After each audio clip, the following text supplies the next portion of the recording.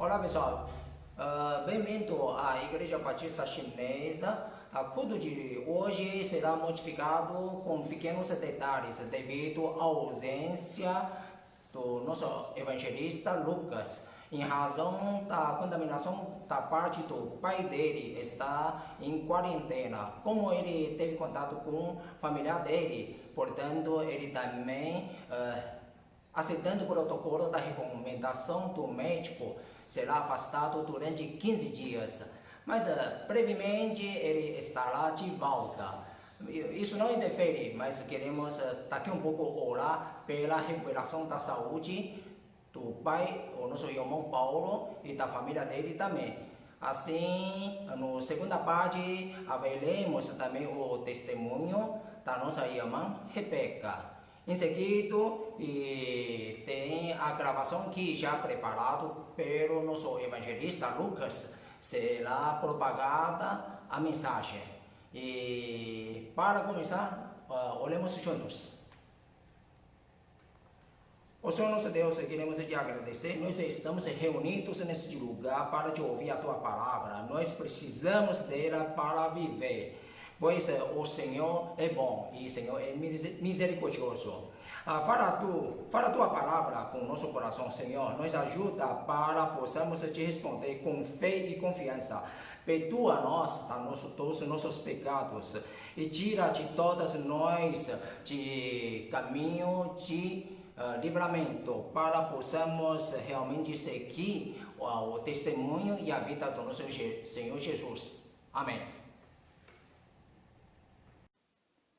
Oi, pessoal da EBC, aqui é a Rebeca. É um prazer estar falando com vocês. Muito obrigada pelo convite para eu dar esse compartilhamento aqui via vídeo. Como vocês sabem, eu estou estudando seminário, fazendo Master of Arts in Biblical Counseling, aqui no Dallas Theological Seminary em Houston, no Texas. A palavra que eu pensei em compartilhar com vocês hoje são 3 verbos, que são relembrar, agradecer e confiar. Eles têm me ajudado bastante nesse período aqui da pandemia, tentar exercitar esses verbos, apesar de nem sempre conseguir fazê-los muito bem, mas Deus tem me convidado a exercitá-los com frequência. Então, relembrar, no meu caso, seria relembrar a minha história, como Deus me trouxe até aqui de maneira extraordinária para que eu pudesse me preparar agora para o ministério, e também como Deus cuidou da minha família no passado, com todo o histórico de saúde do meu irmão que vocês viveram conosco e conhecem bem também, né? Agora, agradecer seria agradecer pelo presente, pelo cuidado de Deus e as bênçãos que Ele tem provido nesse momento, a cada dia aqui. Então, isso se traduz em mensagens que eu recebo de vocês, em orações que vocês fazem por mim e as ofertas também que eu tenho recebido. Muito obrigada a todos vocês por isso.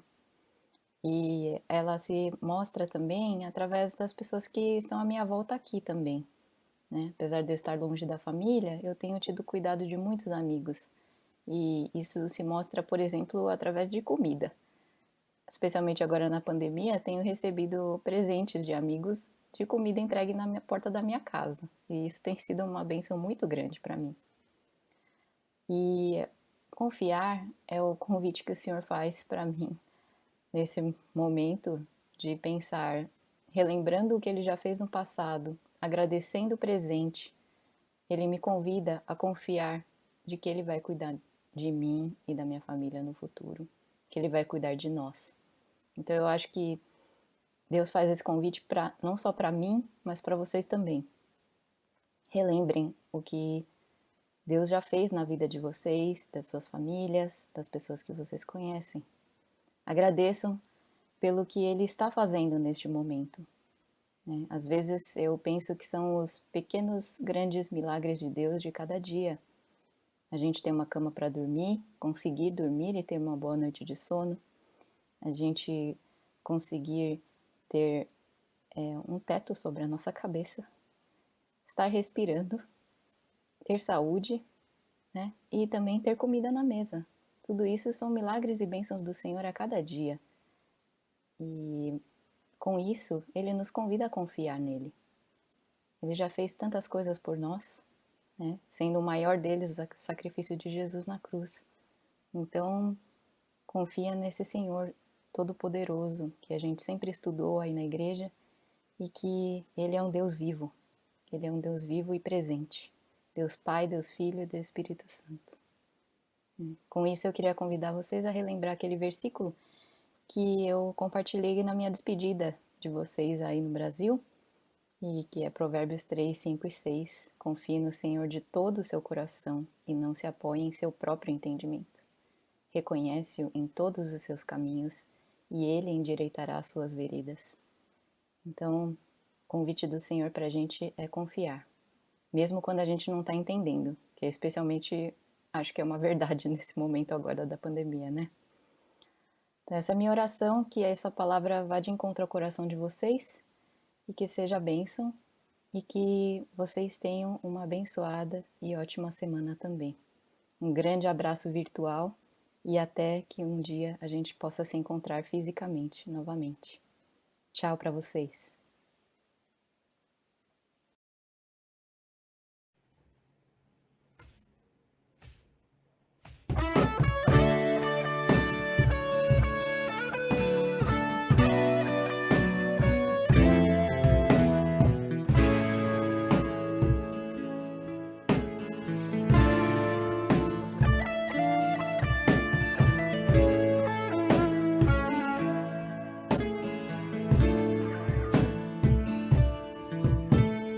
Grande é o Senhor e muito digno de louvor. Na cidade do nosso Deus, seu santo monte. Alegria de toda a terra.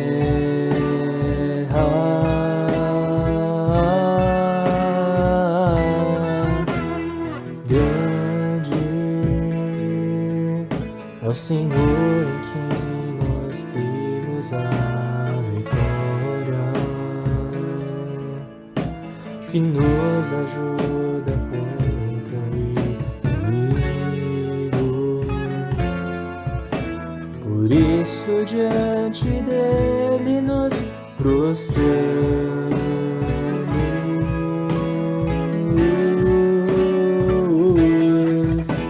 Queremos o teu nome engrandecer e agradecer-te por tua obra em nossas vidas. Confiamos em teu infinito amor, pois só tu és o Deus eterno sobre toda a terra e céu.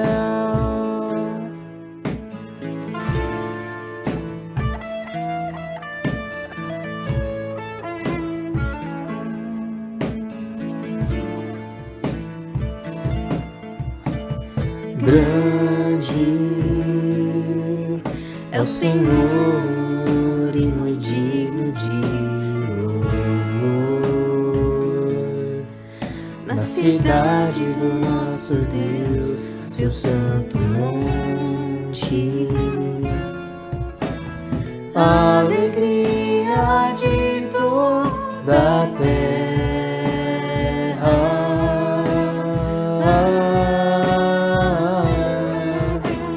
Grande é o Senhor em quem nós temos a vitória, que nos ajuda contra o inimigo. Por isso diante dele nos prostramos.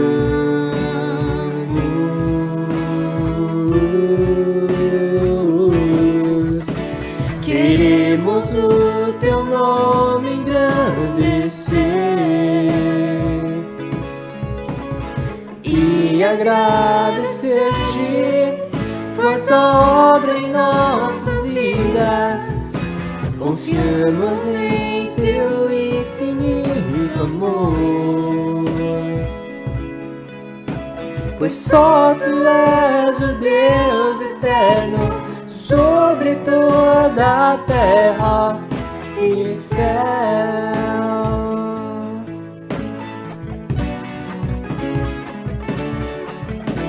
Queremos o teu nome engrandecer e agradecer-te por tua obra em nossas vidas. Confiamos em teu infinito amor, pois só tu és o Deus eterno sobre toda a terra e céu. Pois só tu és o Deus eterno sobre toda a terra e céu.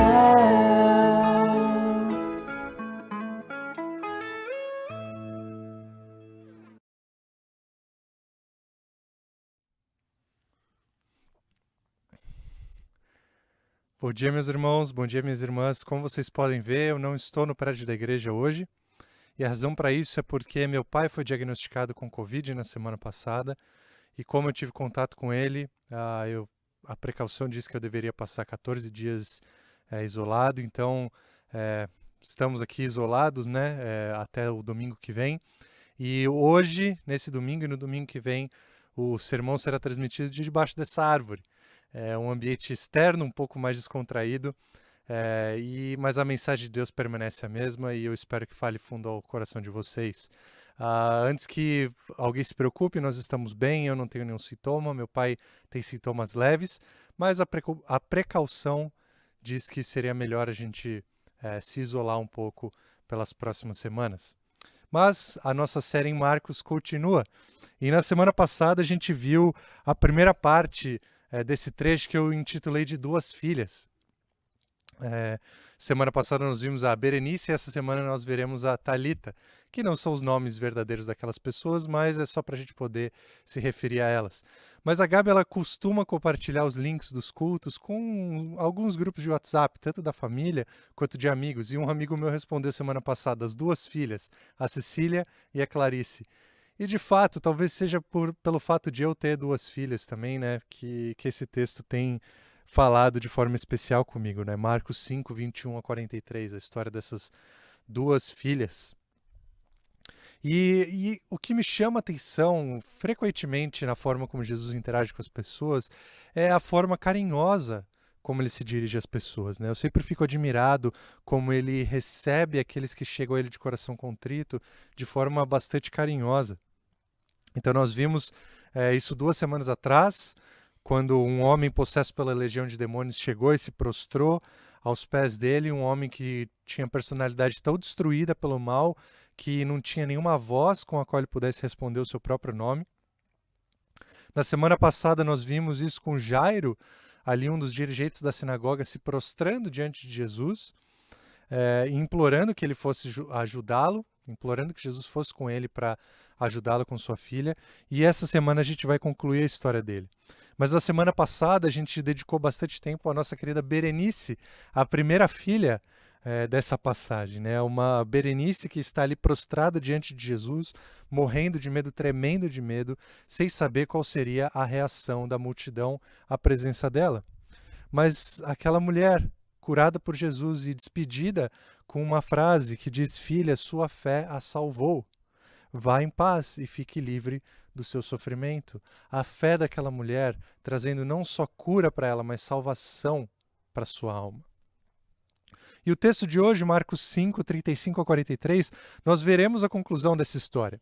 Esse trecho de Marcos é aquilo que a gente chama de inclusio. Talvez vocês se lembrem de algumas semanas atrás eu falando do sanduíche.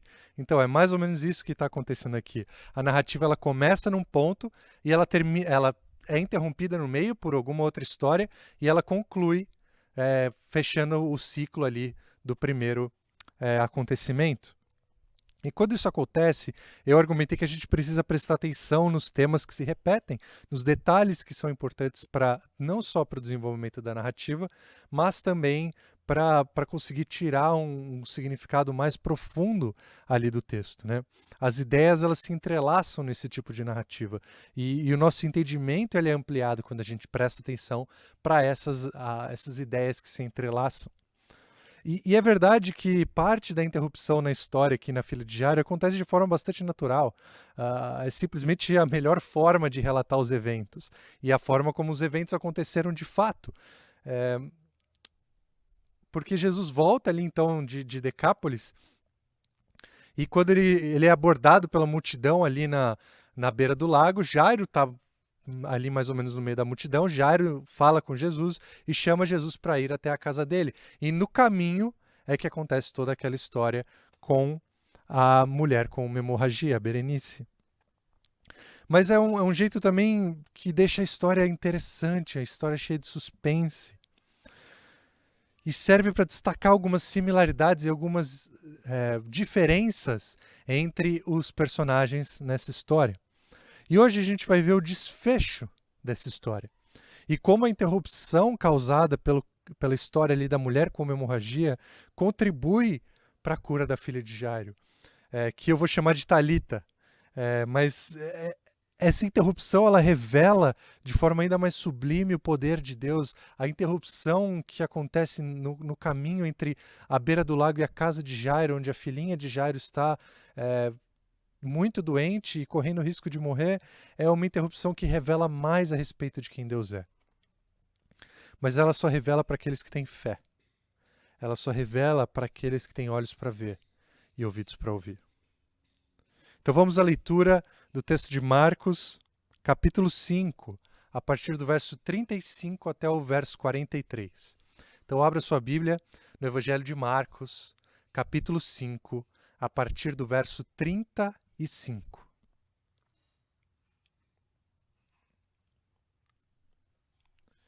Marcos 5, a partir do verso 35, diz o seguinte: Enquanto Jesus ainda estava falando, chegaram algumas pessoas da casa de Jairo, o dirigente da sinagoga, e eles disseram: Sua filha morreu. Não precisa mais incomodar o mestre. Não fazendo caso do que eles disseram, Jesus disse ao dirigente da sinagoga: Não tenha medo, tão somente creia. E não deixou ninguém segui-lo, exceto Pedro, Tiago e João, irmão de Tiago. Quando chegaram à casa do dirigente da sinagoga, Jesus viu um alvoroço, com gente chorando e se lamentando em alta voz. Então entrou e lhes disse: Por que todo esse alvoroço e lamento? A criança não está morta, mas dorme. E todos começaram a rir de Jesus. Ele, porém, ordenou que eles saíssem. Tomou consigo o pai e a mãe da criança e os discípulos que estavam com ele. E entrou onde estava a criança. Tomou-a pela mão e lhe disse: Talita, cumi, que significa: Menina, eu lhe ordeno, levante-se. Imediatamente, a menina, que tinha 12 anos de idade, levantou-se e começou a andar. E imediatamente, todos ficaram completamente maravilhados e atônitos. E ele ordenou com insistência para que não dissessem nada a ninguém. E mandou que dessem a ela alguma coisa para comer. Essa é a palavra de Deus. Vamos orar? Senhor Deus, fale conosco nesse domingo, que a Tua palavra encontre solo fértil em nosso coração e que a transformação do Teu Espírito e a transformação que só o Senhor Jesus pode gerar toque fundo em nossos corações no dia de hoje. Em nome de Jesus eu oro. Amém. Como eu disse há alguns momentos atrás, a história da cura da filha de Jairo começa com Jesus voltando da sua breve visita ao outro lado do Mar da Galileia. E Jesus mal desce do barco, voltando ali da região de Decápolis, e a multidão já se aglomera ao redor dele. E é quando aparece Jairo, um dos dirigentes da sinagoga. E Jairo, ele vai abrindo caminho ali na multidão até chegar frente a frente com Jesus. E quando ele está frente a frente com Jesus, ele se prostra no chão e implora para que Jesus vá com ele para curar a sua filhinha que está morrendo. Jairo, um dos dirigentes da sinagoga em Cafarnaum. Uma sinagoga onde Jesus já não era mais exatamente bem-vindo. Jairo, um dos dirigentes da sinagoga onde Jesus curou um homem com a mão atrofiada no sábado. Jairo, cujos companheiros fariseus saíram para conspirar com os herodianos para matar Jesus. Esse Jairo? Esse Jairo. E percebam que ele vai pessoalmente. Ele não manda alguém buscar Jesus. Ele mesmo vai, na frente de todos, se prostra diante de Jesus, um mestre tão polêmico quanto poderoso. E ele implora diante de Jesus: minha filhinha está morrendo. Por favor, venha, impõe as mãos sobre ela, para que ela seja curada e viva. E aqui a gente já começa a perceber algumas semelhanças entre Jairo e a mulher que sofreu de uma hemorragia. Ambos sabem que o poder dos médicos é inútil. A mulher, porque ela tenta uma cura há 12 anos. Jairo, porque ele sabe que a doença da filha dele está além das possibilidades da medicina da época. Mas o contraste dessas duas personagens também é importante. A mulher, ela se aproxima de Jesus sem alarde, ela chega por trás e ela quer simplesmente tocar no manto de Jesus. Jairo, ele vem a Jesus diante de todos, pela frente, e sabendo que Jesus precisaria vir com ele. Ele precisaria falar com Jesus, explicar a sua situação e convencê-lo a ir com ele. Mas ambos têm uma fé que Jesus pode curá-los. Jairo, que Jesus pode curar sua filha. A mulher com uma hemorragia, de que Jesus poderia curar a doença que até então era incurável. Mas a fé desses dois, tanto de Jairo quanto a da mulher, ela é acompanhada por vergonha. A mulher, por conta da natureza íntima da sua doença, e por saber que a presença dela seria mal vista pela multidão, por isso ela chega de fininho, chega por trás. E Jairo, porque ele estava recorrendo ao mestre que foi praticamente expulso da sinagoga.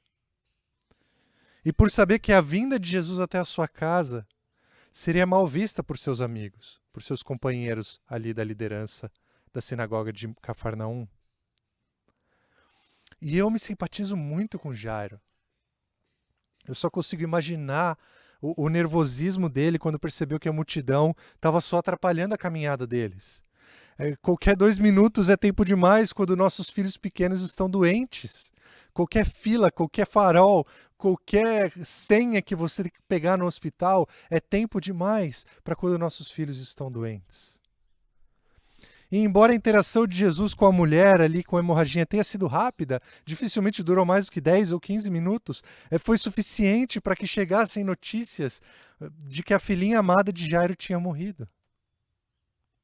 Aquela interação curta de Jesus com a mulher foi tempo suficiente para que chegassem notícias de que a filha de Jairo tinha morrido.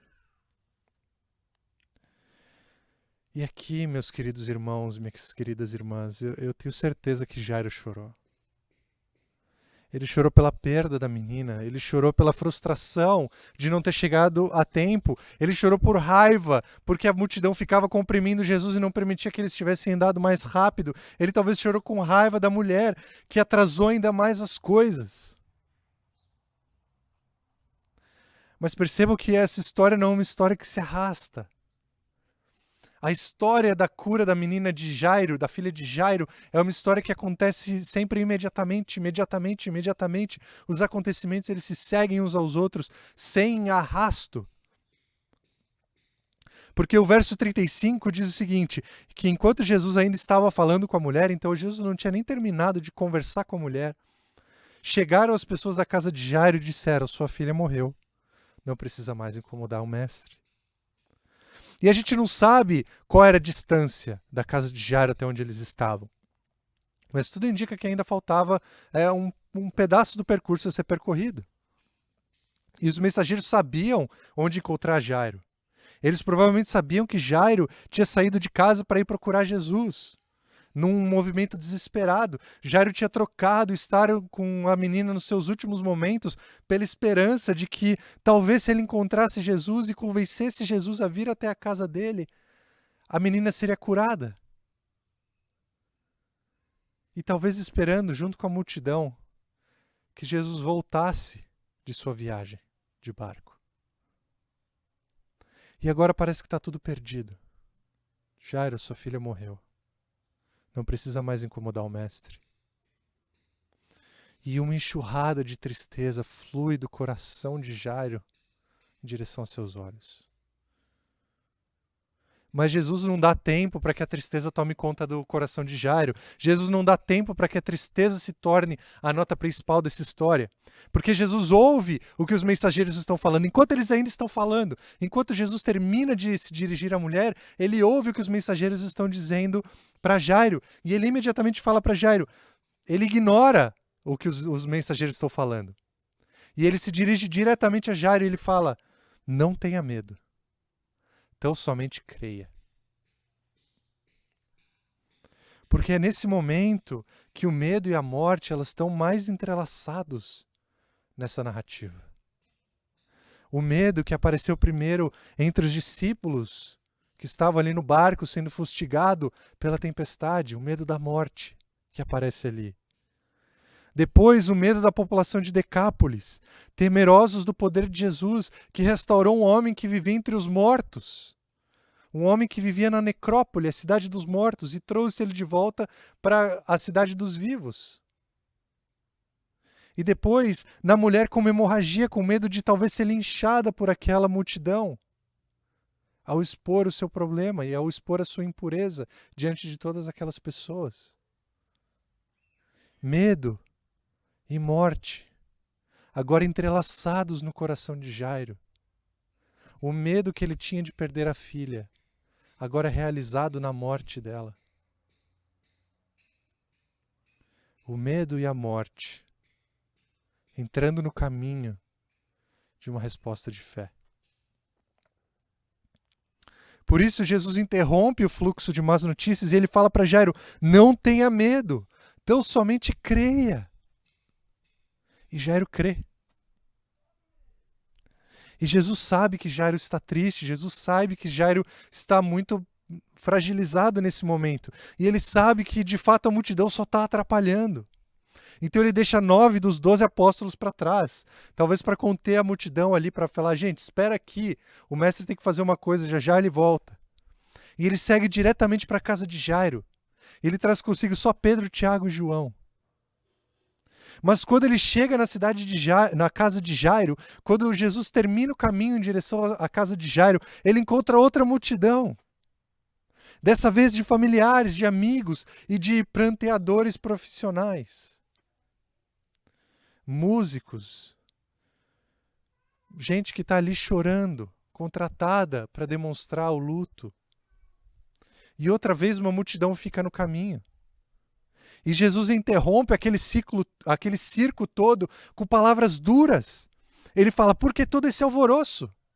A criança não está morta, ela dorme. E eu confesso que eu tive bastante dificuldade em entender por que Jesus fala isso. E os comentaristas eles discordam muito entre si a respeito disso. Alguns dizem que quando Jesus fala que a menina estava dormindo, ele usou a expressão como um eufemismo para a morte. Mas eu honestamente acho que isso não faz muito sentido.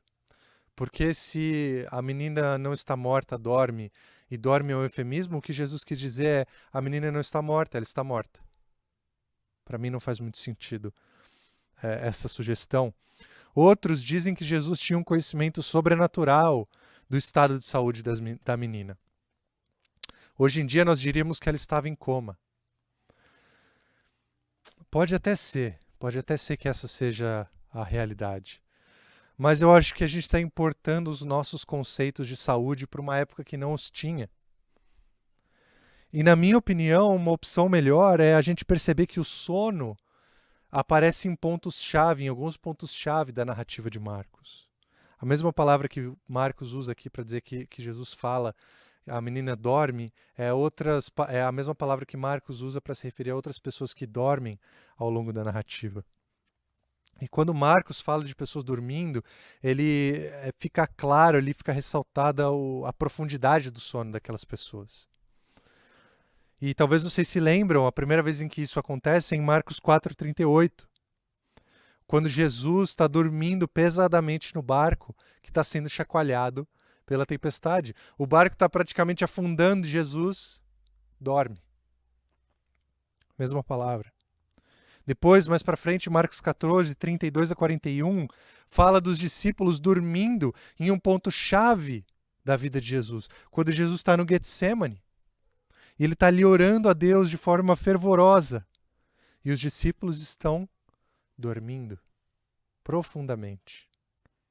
Não conseguem vigiar sequer por uma hora. E aqui em Marcos 5:39, a menina não está morta. Ela dorme. É uma menina tomada por um sono profundo. Um sono que só aqueles que estão à porta da morte têm. O sono que possivelmente foi o que levou Jairo a sair de casa para ir procurar Jesus, ao ver a sua filha desfalecendo novamente e pegando no sono novamente. Um sono que agora tinha se tornado irreversível. O sono da morte. A não ser que Jesus fizesse alguma coisa. E além disso, eu creio que a frase de Jesus ela cumpre o papel de revelar os corações daquela multidão que ouviu as palavras de Jesus. Para revelar aqueles que têm olhos para ver e ouvidos para ouvir.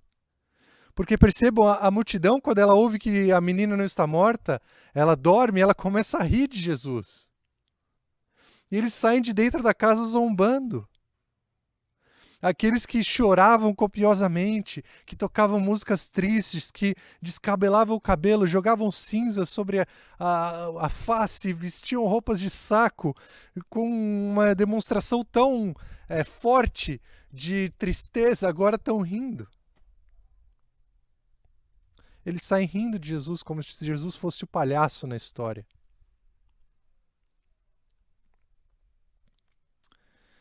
Mas, uma vez que a multidão foi retirada, Jesus pode finalmente direcionar sua atenção para a menina.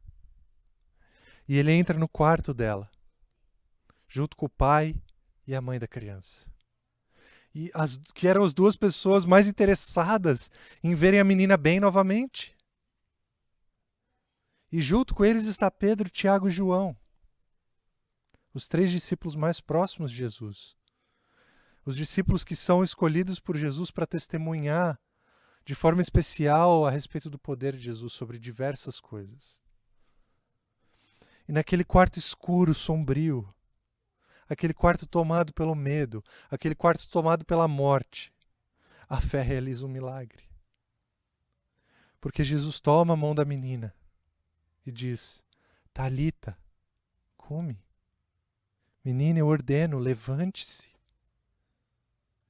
E imediatamente 2 coisas acontecem. Primeiro, Talita acorda do seu sono de morte. Ela se levanta e ela começa a andar pelo quarto. Provavelmente sem saber muito bem o que estava acontecendo, como alguém que é acordado de um sono profundo. Talita, levanta e começa a andar pelo quarto. A menina que estava às portas da morte, dormindo o sono da morte, se levanta e começa a andar pelo quarto. Mas a segunda coisa que acontece imediatamente é que todos os presentes ficam maravilhados, atônitos. E, gente, eu não tenho ideia como ficaria o meu coração numa situação dessas.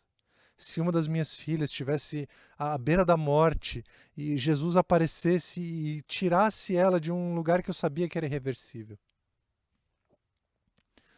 Então a descrição de Marcos, tão curta e singela até, não parece só plausível para mim. Para mim é a reação esperada daquelas pessoas. Porque se eu fosse Jairo, eu ficaria completamente atônito, sem palavras. E silenciosamente naquele momento, eu acho que eu derramaria as lágrimas mais puras da minha vida. Porque silêncio, o silêncio reverente, é a resposta adequada para momentos assim. Silêncio reverente é a resposta adequada para quando Deus faz o que só Deus é capaz de fazer.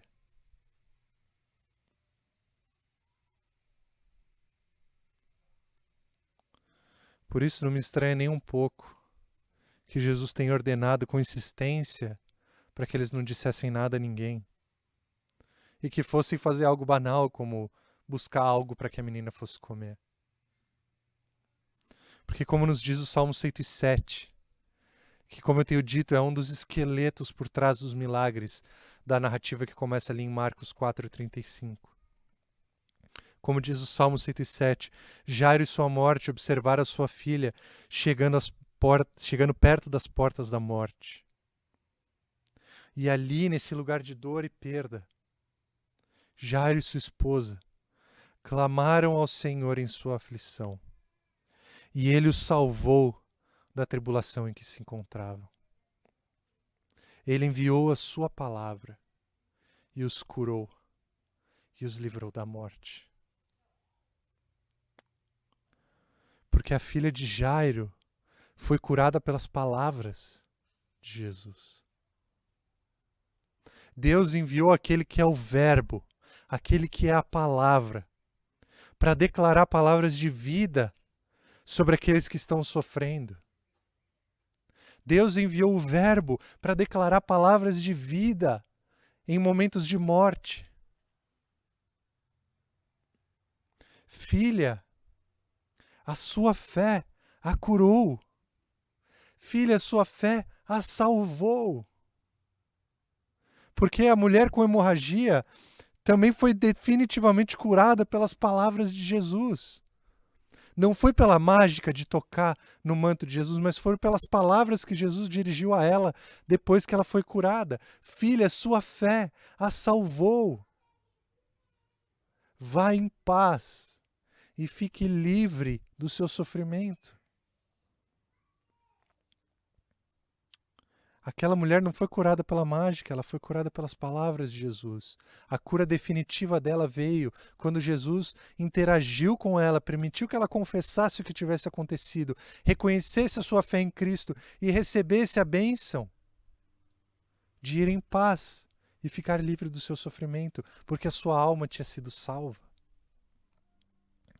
Filha, sua fé a salvou. Vá em paz e fique livre do seu sofrimento. Talita, cumi. Sua fé salvou sua filha, Jairo. Estejam em paz e fiquem livres do seu sofrimento. Estejam em paz e fiquem livres da morte da menina. Ao menos por enquanto. A mulher, 12 anos, afastada do convívio social, agora curada por Jesus, da sua hemorragia que a tornava impura, que não a permitia que adorasse a Deus de forma plena. A mulher agora, que há 12 anos estava afastada desse convívio social, agora ela pode louvar a Deus de forma plena e diante de toda a comunidade. E a menina, de apenas 12 anos, agora poderia, como era o costume naquela época, ser apresentada diante da sociedade e apresentar o seu louvor a Deus de forma plena. Uma mulher há 12 anos sofrendo sem poder adorar a Deus de forma plena.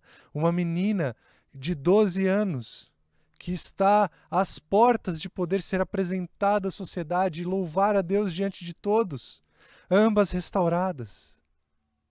Ambas restauradas a seu lugar social e agora bem-vindas a glorificar a Deus de forma plena. Porque elas clamaram ao Senhor. Aquela mulher clamou a Jesus. Porque Jairo e sua esposa clamaram a Jesus. E agora eles podem glorificar a Deus diante de todos, como nos convida o Salmo 107. E a multidão? A multidão teria que demonstrar que tem olhos para ver. e ouvidos para ouvir. Porque só aqueles que têm ouvidos para ouvir reconheceriam o louvor daquelas pessoas. Porque o louvor daquelas pessoas é uma declaração da divindade de Cristo. Quem tem olhos para ver, quem tem ouvidos para ouvir, vai reconhecer o louvor daquelas pessoas que foram resgatadas por Deus, para quem Deus enviou a sua palavra e as resgatou das portas da morte, do momento, do local de isolamento.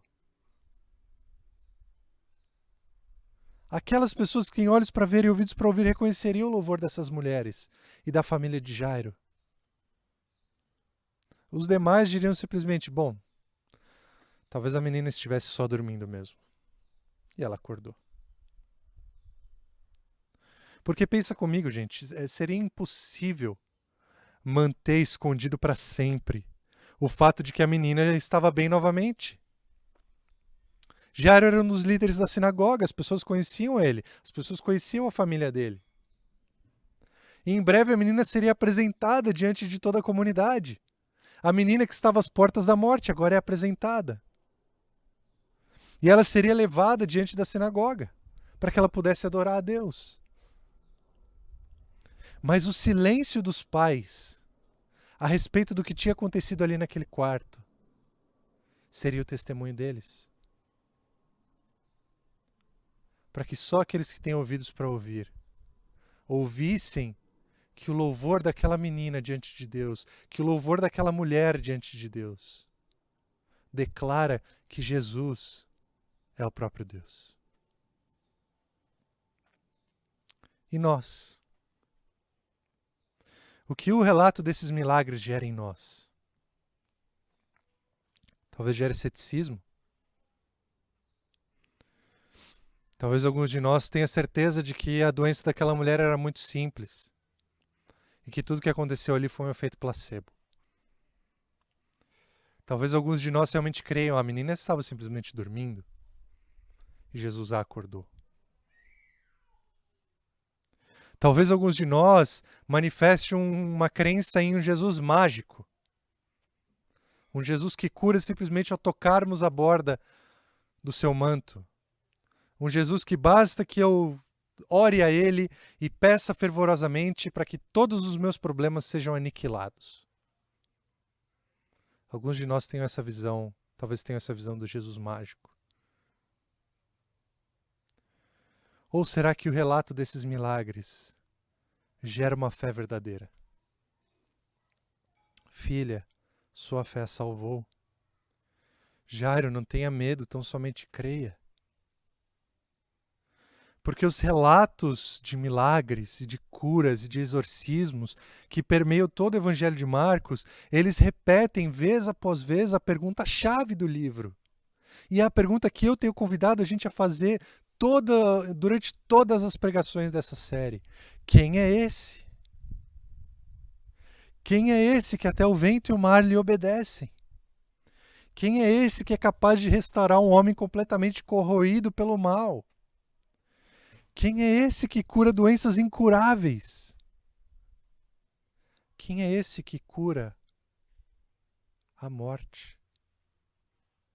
Que cura e traz de volta à vida aqueles que estão à porta da morte? Esse é o meu desafio para hoje, meus irmãos. O que o relato dos milagres de Jesus gera em nós? Ceticismo? Uma crença em um Jesus mágico que vai curar todos os nossos problemas e vai eliminar tudo aquilo que nos prejudica? Ou uma fé verdadeira